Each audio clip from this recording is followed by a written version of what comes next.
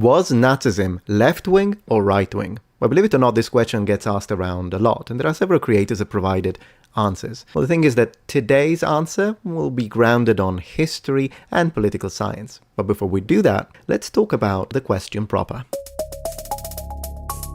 This question is a form of ahistorical syllogism. You'll see several people giving you answers today in the comments down below. The same people will not watch this video and they will type either obviously was right-wing or of course it was left-wing. In my opinion, there are two major problems here. One, they use the American left-right dichotomy or political spectrum and they forcefully apply it to historical European political regimes and ideologies. Hence, the first problem with the question proper is geographic or spatial in nature. Two, they use 21st century political spectra and juxtapose them over 20th century politics. Thus, the second problem is temporal. The incongruence between modern and 20th century political definitions within the right-left dichotomy is a complex phenomenon rooted in evolving socioeconomic shifting of global dynamics. Thus, this discrepancy necessitates of a nuanced analysis of the factors that contribute to this divergence. Within these dynamics, the correct and coherent answer is going to be fractal, as there is no clean definition overlap. History is a multidimensional phenomenon. Expecting, therefore, 21st century American political ideas to overlap neatly and perfectly with 20th century European political factions in order to come out with an answer is a flawed analytical method. So, the people who are categorically stating it was left-wing, it was right-wing, are not answering to present a comprehensive analysis of policies, ideologies,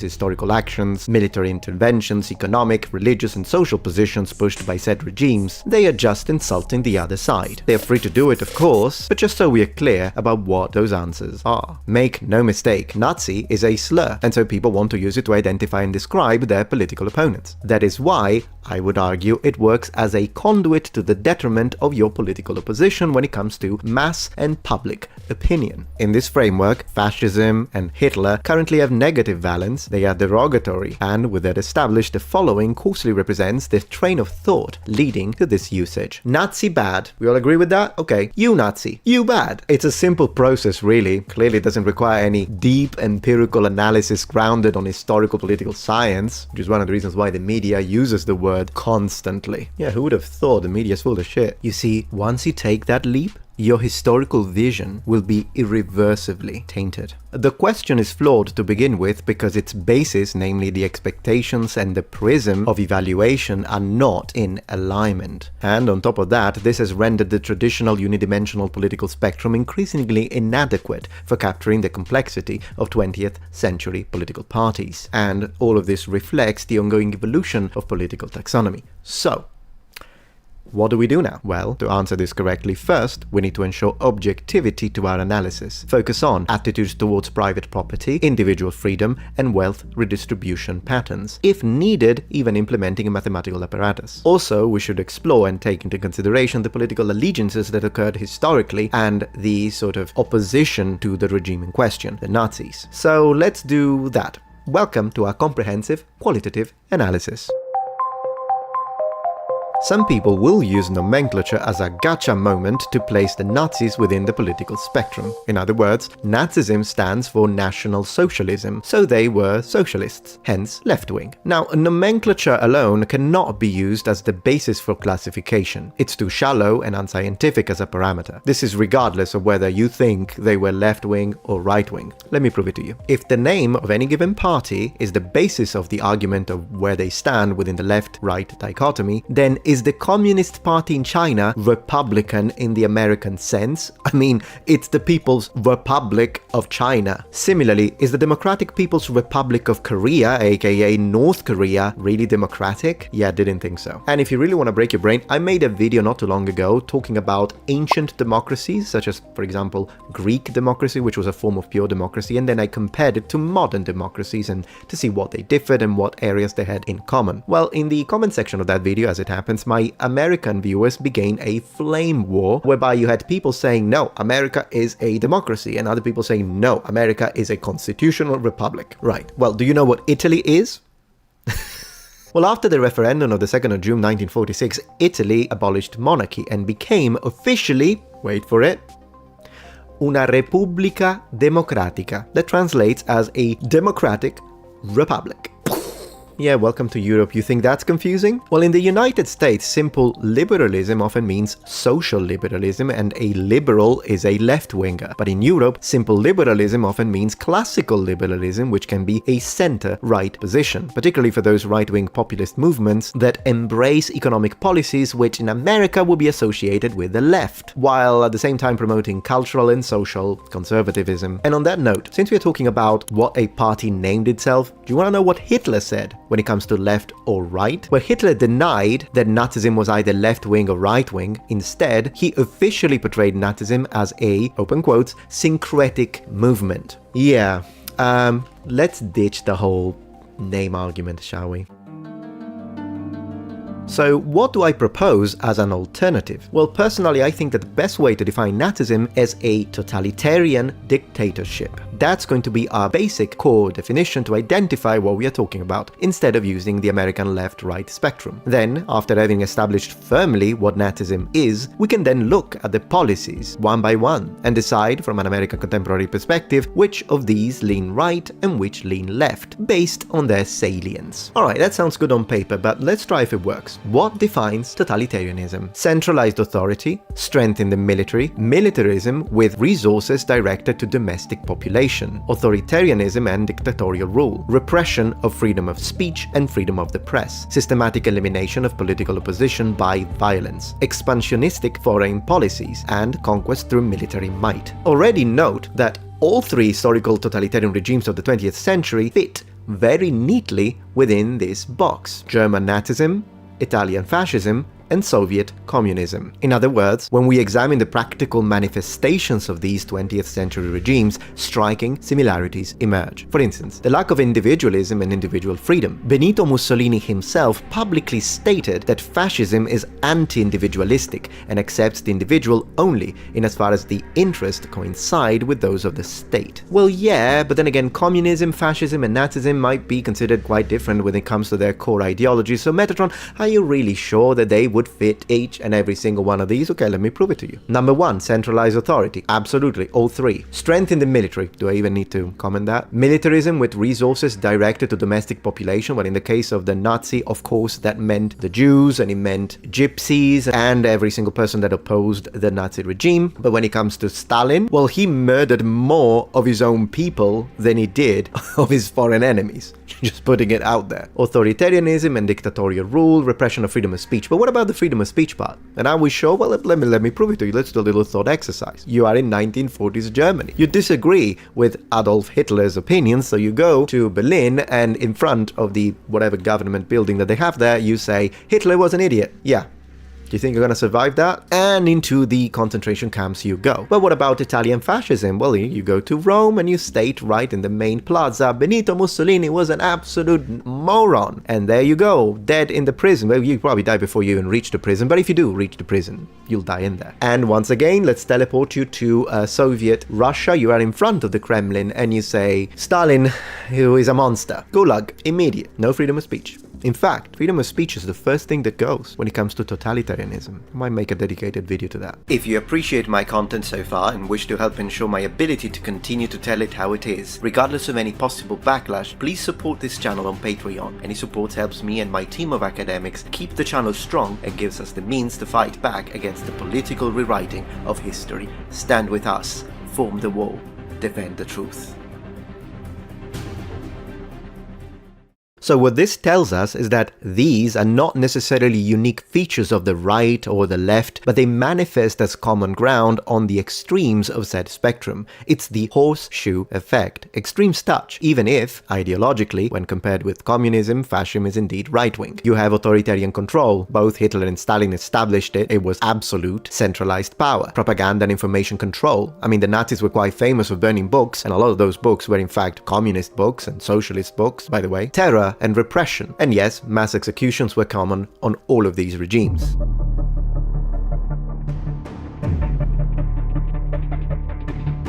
Now, in Europe, conventionally, Nazism is generally considered to be a far-right ideology, also due to their allegiances with the fascists in Italy and their countering of Stalin and communism, which is, of course, a left-wing extreme ideology. 22nd of June 1941 and the invasion of the Soviet Union should stand as a clear definition of that. Besides, under Hitler, the newspapers of the Social Democratic parties are banned, functionaries are arrested, and whatnot. But once you start to look at this from the American political perspective, then the situation becomes muddy, if you will, necessitating a more nuanced item-by-item approach. You see, the Nazis, for example, had nationalized healthcare. Government was deeply involved in every aspect of industry, so we're talking about big government. The Nazis were not in favor of free market capitalists, and yes, I'll defend this one in the next section. And all of this sounds left of center to an American, so it is mixed. On the following section, I'm going to present the characteristics of the regime, and then you decide where it leans the most towards. This way, we can promote critical thinking. Now, Nazism was characterized by extreme nationalism, state-funded welfare programs. If there were any form of identity politics similar to contemporary political discourse, of course, the Nazis would have been against it, but so would have been the communists. They had state control of industries, support for a strong military, and as we said, repression of freedom of speech. Alright,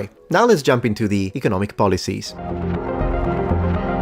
A central idea of communist ideology was opposition to private ownership of the means of production, which blended with economic intervention within the private and public sectors. Now, to that, Nazism was different up to a certain extent. Let me clarify. Their overall economic approach favored big business and opposed labor unions, which of course doesn't make it sound socialist by any means. But we also have to remember a very important factor to this. In Hitler's speeches from 1920s, he clearly established his idea of what National Socialism was going to be. And mind you, it was only for Germans. And as he outlined his party program, he stated, open quote, that nationalization appears to me to be wrong, close quote. So, at least in the 1930s, he was sort of in favor of the idea of maintaining private property. But was he? Well, I do have an opinion on that, but let me quote a sociologist and economist of the period. Check this out. Friedrich Pollock says, open quote, I agree that the legal institution of private ownership was maintained and that many attributes characteristic for National Socialism begin to manifest themselves, albeit still vaguely in non-totalitarian countries. But does this mean that the function of private ownership did not change? I believe it reaches far more deeply and should be described as the destruction of all the essential traits of private ownership.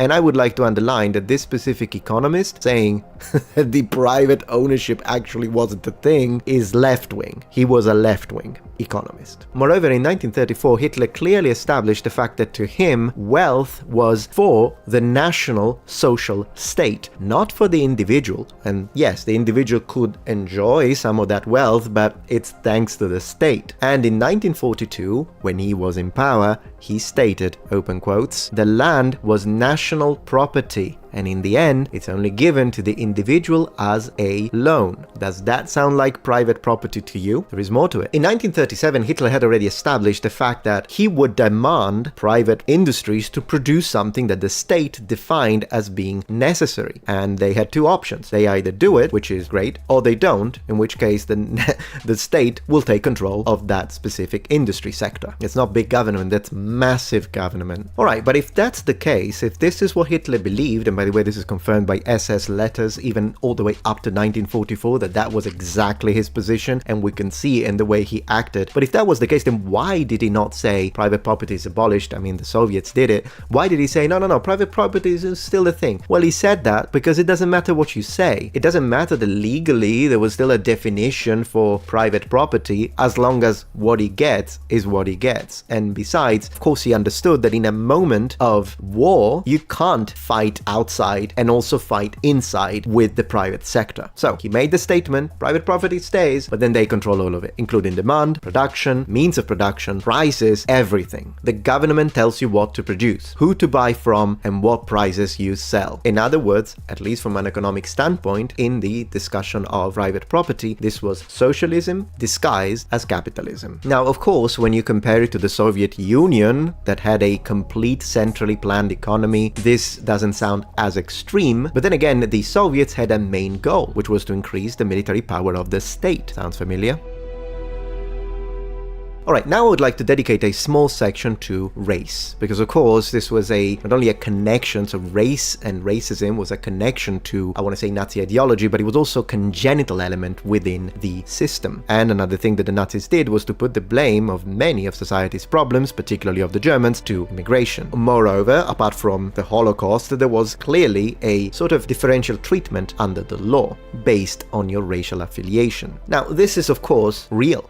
It happened. And we can see some of these themes, particularly the ultra-nationalistic ones, in modern-day far-right ideologies. With that being said, let's also remember that if you think that racism denotes right-wing position, then you would classify Karl Marx as a right-winger. And the reason I say that is because if you actually read the article he published in 1844 called On the Jewish Question, you would absolutely consider to be racist. And also Marx didn't really like Mexicans, that's another thing that he did, and Friedrich Engels said quite a lot of horrible things about black people too. Now I would like to talk about an argument that is the one that shocks me the most, and it's the claim that Hitler was a Christian. Now, of course, I'm going to debunk this. I'm going to do it by, quoting from Hitler's own words with his own letters, and then we're going to look at how he changed his rhetoric before and after he became chancellor and then dictator. But before we do all of that, let me just say this. Do you really think that the leader of the most anti-Semitic regime the world has ever seen would have worshipped Jesus of Nazareth? Now, given one of the things that people say when they underline this idea that, well, Hitler was a Christian, is that they say that he was baptized as a Catholic. But I'd like to underline that not all Christian religions consider baptism or perform baptism the same way. I mean, differently from, for example, Jehovah's Witnesses and Mormons, the Catholics baptize you when you are a baby. So it's not like Hitler had any say to it. If that alone, the idea of being baptized within the Catholic Church, is enough for you to say, well, Hitler was a Christian, that you should consider Stalin a Christian, since he actually went to seminary. It was orthodox, but still. Hitler's real intent towards the church was eroding the core doctrines of the Christian religion until there was virtually nothing left of its original function, in order to slowly substitute it with a puppet used for social control, which would also have followed with the confiscation of all the places of worship, something actually quite similar to what is happening today in China. So that alone doesn't really make me feel confident about, Hitler's Christian beliefs. Oh, and the fact that he shot quite a lot of Polish priests dead.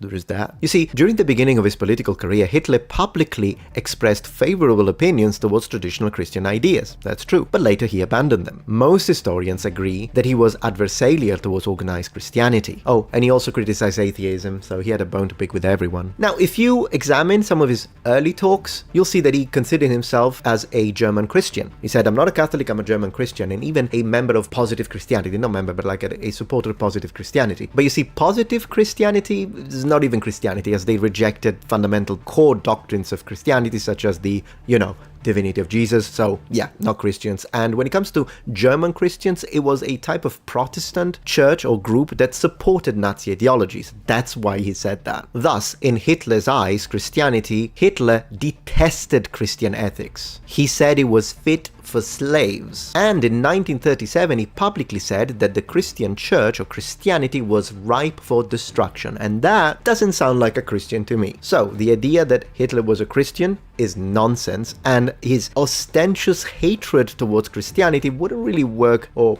go very well with, say, modern-day faith and flag right-wing Americans. With all being said, as you can see, there are many aspects to this. Yes, some of his policies were in fact right-wing, others would have been left-wing. If you were to take like one of those quizzes online, what you could do is try with your own, with your own understanding of these, you could try an answer. Like every time you get a question, you could ask a question, what would Hitler respond to that, and try to do it. And you'll see that sometimes you'll go right, sometimes you go left. Therefore, Nazism should not be judged by whatever words Hitler crafted, and it should not be considered neither left nor right-wing, at least in the political sense. The only thing in which Hitler believed was accumulating personal power. And we have a name for that: totalitarianism.